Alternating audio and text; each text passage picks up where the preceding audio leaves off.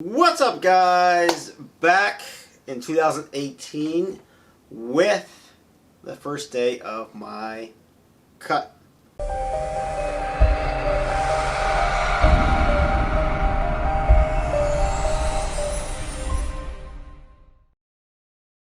Alright, guys, so I'm just here doing some work, reading some emails, attending to my clients, you could say. I'm have one of my snacks today, which is basically 6 rice cakes, chocolate flavor, and caramel protein shake.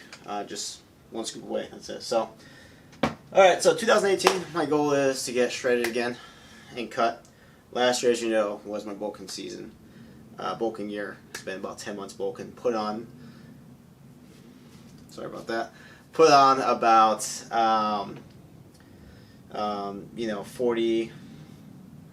40 pounds.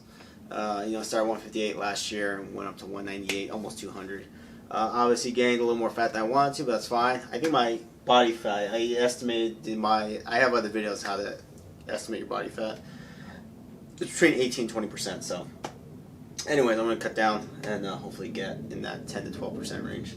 So, first things first, diet, right? Most important thing when you're cutting. Is my starting calories for my cut is 2,590, right? Macro breakdown on that is carbs are 310 carbs, 310 grams a day, protein 180 grams, and fat 70 grams per day, which again equates to 2,590 calories a day. Now, ideally, I'm gonna cut, or I'm gonna stick with that, and then what I plan to do is, the best way, okay, if you're looking to lose weight and keep it off, is that, especially if you're on a routine, a diet, I should say, that you're supposed to go down every week, whether it's, calorie-wise, carb-wise, is to, if you're losing at least a half a pound, all right, a week, is that you want to continue that same plan, and that same plan for that week, and not jump to the second week. Because here's what's going to happen is that you take that, for one, it's going to help you once you reach your weight goal, your goal weight. You're going to be able to maintain that weight a lot easier than if you just crash down to that weight in a matter of 8 weeks, let's say, or 4 weeks. It's going to be hard to maintain that.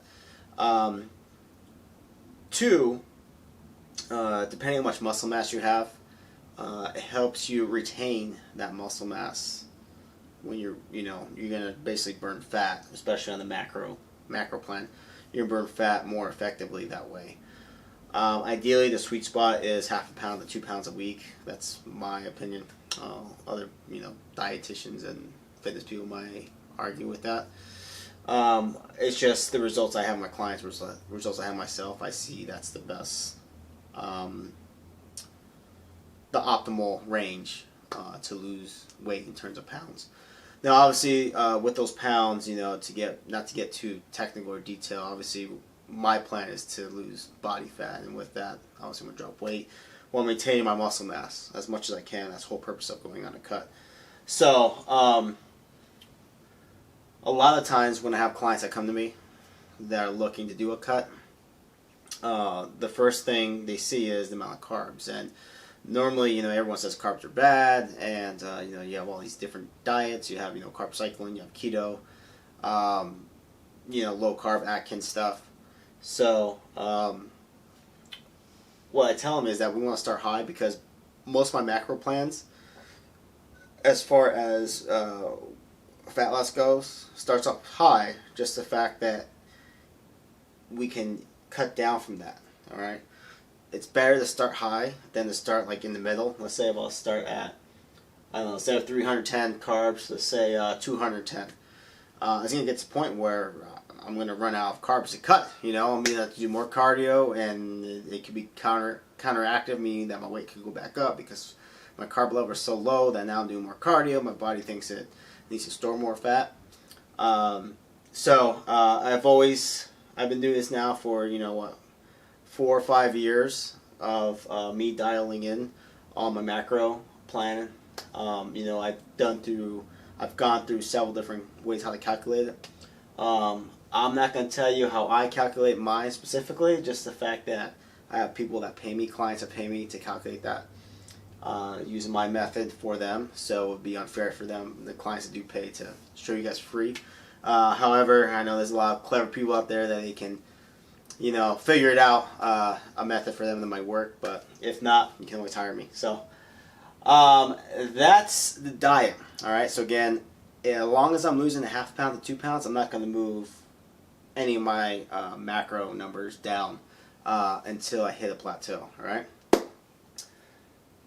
Second part to the cut is obviously the workout, the routine. So back when I first started getting into fitness, I got a routine from a well-known fitness YouTuber named Chris Jones, who owns Pump Chasers.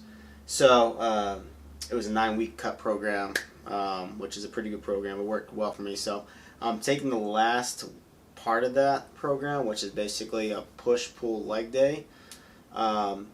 And I'll make another video while I'm doing a push-pull leg day, and then take a day off, and then you repeat that. So basically, push day involves chest, shoulders, triceps. Pull day involves back, traps, and biceps, and legs. Obviously, it's pretty self-explanatory. So I'm going to do that for at least 4 weeks. See how you know it works. I imagine it's going to work pretty well. Just the fact that I've only been lifting 3 to 4 times a week for the last 2 or 3 months or so. So it should work pretty good, especially keeping muscles more activated. Hence, helps with the high carbs. So that's the second part. Again, I'll probably do another video and go more in detail about it. Now, third part is the word that no one likes hearing. That is cardio. All right. So cardio, the plan for that is I'm going to start 2 days a week doing cardio, 15-minute sessions. Right now it's going to be low intensity. Just the fact that, again, my biggest regret last year, if you watched that video, was I didn't do really any cardio while bulking. It kind of affected me today in the gym, just the amount of reps. Usually when I go into a cut phase, especially workout for starting out, I go into a much higher rep range than I normally do. So you can say my endurance is not where it should be. All right. Again, that's just something that I'm aware of. So next time I bulk for that extended period of time or any time, I know to incorporate some type of cardio in there. So, anyways, guys, I hope that was a quick update of the master plan, you could say, overall. So again, I think I plan on cutting at least 8 weeks. You know, I'm 8 weeks, but you always gotta, you know, knowing how my body is, and as you get older, it gets more difficult. I'm thinking probably pushing towards 12 weeks. So I wanted to start early in January. You know, a lot of people don't start cutting till about springtime. It's like maybe, you know, March, early, you know, end of March, you know, sometime in April. That way it gives them, like, you know, 6 to 8 weeks for the summer shredding, summer body, beach body. So just starting a little early. So that's it for now. I will show you guys what I got from the grocery store for the next 2 to 3 days. Just show you what meals I'm thinking about doing. So, guys, I'll check in with you guys in a little bit. Peace. Alright, guys, just got back from the grocery store on this day 1 of my cut. Let me show you what I picked up. It's mainly just essentials. So I'll show you guys what I got. So we'll start off with protein. That's always the easiest. So here, you guys can see that. Hopefully, focuses okay. Liquid egg whites. All right. Now this is, I know it is one container only. I just got stuff that lasts for the next few days. That way I can, you know, 2 to 3 days. That way I can do a big haul at, you know, Costco. Okay, protein now. I got some Parmesan cheese. All right, I'm planning on making pasta later. Later this week. Protein. Okay, more protein. Got some turkey sausage. All right, have in the morning with the egg whites. Got some ground turkey. Now this is not this extra lean one. This is just a lean one, which is 93.7, just because I'm allowed to have this in terms of my macros.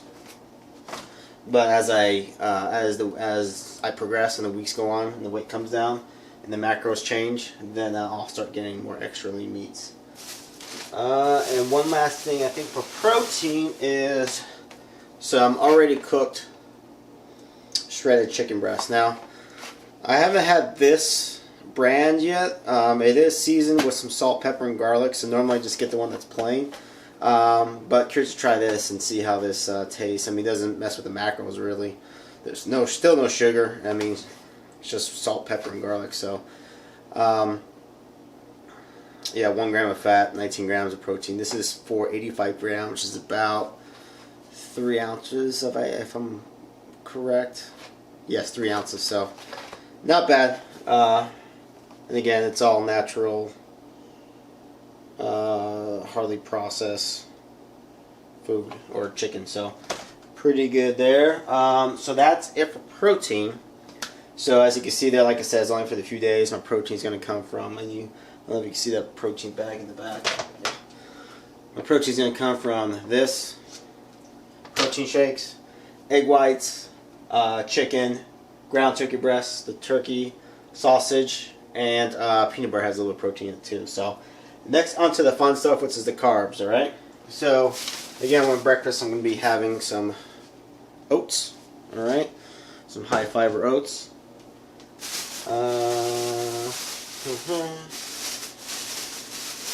I got some rice as well. Rice as well. I think I forgot something. Now I'm looking through this stuff. Anyways. Alright, so I got these ready to serve. You just pop in the microwave. Each cup contains, it's 240 calories, 48 carbs, 5 grams of protein, and 3.5 grams of fat. Alright. I do have a rice cooker. I got these just for the simple fact that these are more convenient. And with my schedule, you know, adjusting in week 1 is usually the most difficult as far as scheduling when to meal prep and all that stuff for me. So having this is going to cut down some time of me prepping, so because the rice is already done. Now, it is more cost effective to do your own rice. However, again, this is just convenience. Same thing with the chicken, you know. Alright, so that's that. Let's see here. And I got the staple rice cake. So, got caramel corn. We got the chocolate.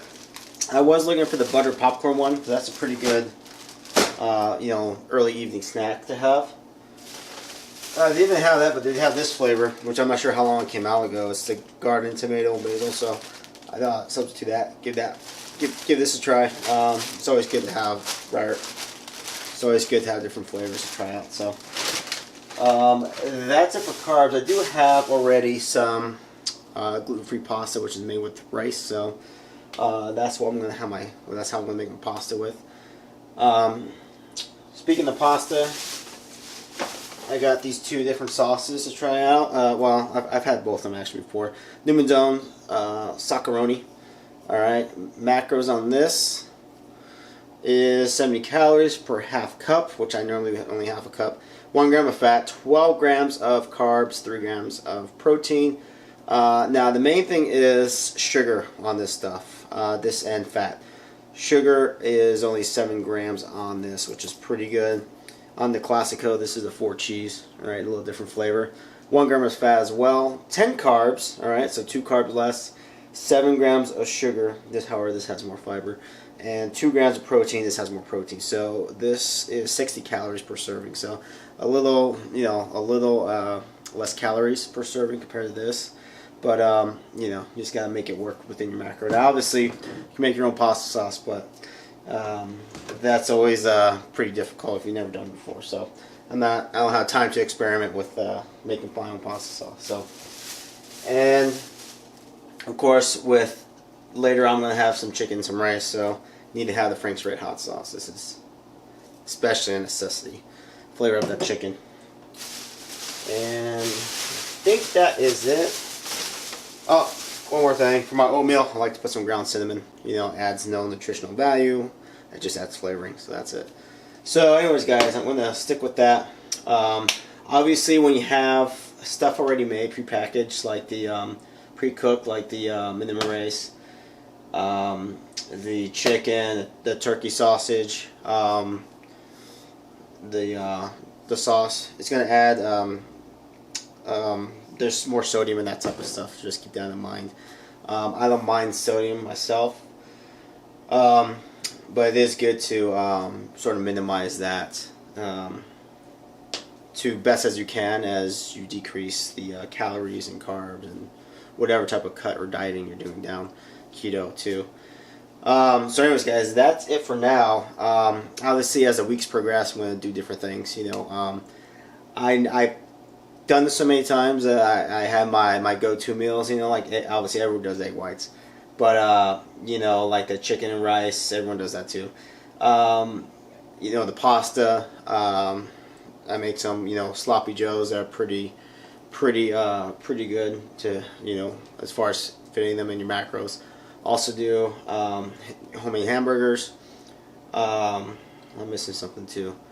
Homemade hamburgers. I've done it so long that I know what recipes work. I know I need to go what I need to get at the store for the most part. So I mean, these oats are gonna last me a pretty good while. So anyways, guys, that's it for now as far as nutrition. The only other thing that I have going my nutrition, maybe a snack or two of Fiber One bars.